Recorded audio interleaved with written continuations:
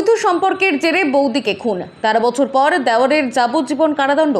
রক্তমাখা সেই রাত এখনো তাড়া করে বেড়ায় লাউদোহার লবণাপাড়ার মানুষকে। একজন স্ত্রী, একজন বৌদি এক রাতে নিথর হয়ে গেলেন নিজের ঘরে। সেই ঘর যেখানে ছিল সংসার, ভালোবাসা আর বিশ্বাসঘাতকতা। 2012 সালের 28শে জুন মাথা থেকে রক্ত গড়িয়ে পড়ছে, নিথর দেহ মেঝেতে। রাতের অন্ধকারে ঘরের ভেতরেই ঘটে গেল বিভীষিকা। বৌদি দেওরের অবৈধ সম্পর্কের অভিযোগ, আর সেই সম্পর্কের জেরেই গড়ে ওঠা এক ভয়ঙ্কর অপরাধের কাহিনী। স্বামী রঞ্জিত মজুমদার ও দেওর সমীর মজুমদারের বিরুদ্ধে দায়ের হয় খুনের অভিযোগ। দুজনেই গ্রেফতার হন। শুরু হয় 13 বছরের দীর্ঘ বিচার যাত্রা। এতদিন পর অবশেষে বুধবার দুর্গাপুর মহকুমা আদালতের অতিরিক্ত জেলা বিচারক ঘোষণা করেন রায়।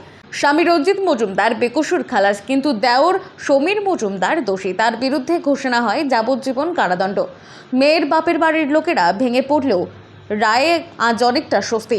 দুর্গাপুর মহকুমা আদালতের সরকারি আইনজীবী গোপাল কুণ্ডু জানান, সেই রাতে ওই মহিলা স্বামী ও দেওরের সঙ্গে ঘুমোচ্ছিলেন। কে খুন করলো কেউ দেখেনি। মাথা ফেটে রক্ত বেরোচ্ছিল, শুধু এতটুকুই চোখে পড়ে।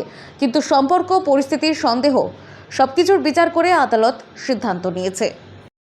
ঘটনা সেটা হচ্ছে কবে ডেটটা বলেছিলাম 2012 সালে দুপুরের ঘটনা। একটা ভদ্রমহিলা মারা গেছিল, তো ওর হাজব্যান্ড আর ওর দেওর দুজনেই জেলে ছিল।